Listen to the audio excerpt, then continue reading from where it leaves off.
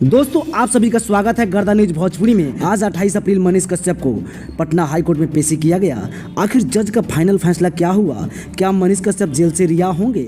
बताएंगे पूरी खबर इसी वीडियो में। इससे पहले इस चैनल को सब्सक्राइब कर बेल आइकन घंटी को दबाना ना भूले।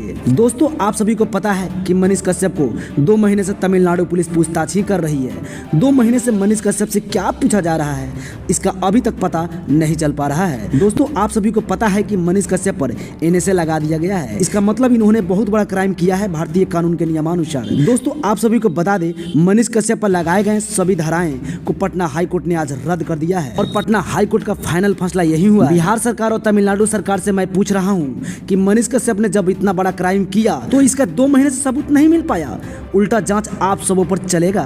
दोस्तों बता दें, मनीष कश्यप बहुत जल्द जेल से रिहा होंगे क्योंकि इसने ऐसा कुछ किया ही नहीं, तो सबूत क्या घंटा मिलेगा। दोस्तों अगर मनीष कश्यप के आप सच्चे सपोर्टर हैं तो इस वीडियो को शेयर करना ना भूलें।